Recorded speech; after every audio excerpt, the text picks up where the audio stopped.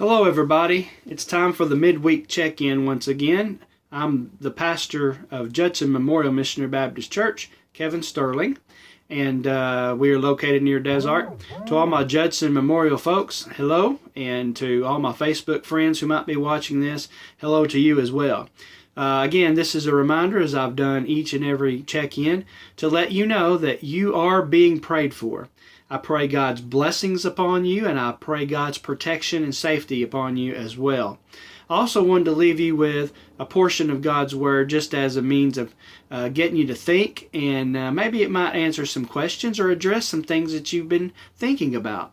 You know, in this day and time that we live in, we have a lot of questions as to why things are happening the way that they're happening. You know, God, why are you allowing people to die because of this pandemic? Why are people getting sick and in pain? Why are we not able to gather, and why have church services stopped as far as being gathered in the building? We want to continue to do all of these things, but we have those why questions. Well, I'm reminded the book of Lamentations, and the book talks about Israel and their problems with sin and rebellion and how God is angry with them and He judges them, and yet there is a prayer of restoration towards the end of this book. And I'm reminded of the last 4 verses of this book, which is in chapter 5, and it makes some good statements and asks some legitimate questions. The one thing that we know for sure, among all the things we don't know, we know, verse 19, you, O Lord, remain forever. That's for sure. Your throne from generation to generation. We know He's on the throne and He's still God. He's still in charge. But the question then, verse 20, why do you forget us forever and forsake us for so long a time? How many of us have had that question? It seems like maybe God has forgotten us, but He hasn't, I assure you. God is on the throne. He is sovereign. He is forevermore. And He's going to get us through this. Look at this. Here's our prayer. If there's anything we should be praying for, here's what it should be. Verse 21.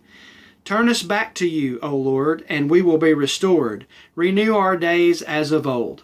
Well, we may not be renewed quite like we were once before, but one thing I know, and am convinced of, God's going to get us through this. God's going to restore us and bring us back to where we can gather again. We can go to church together again in the same building. We're going to make it. I believe it.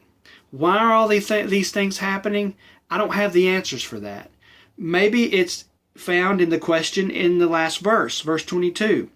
We'll be restored unless you have utterly rejected us and are very angry with us. It kind of makes me stop and ask myself, God, are you angry with me? Is there something that I've done?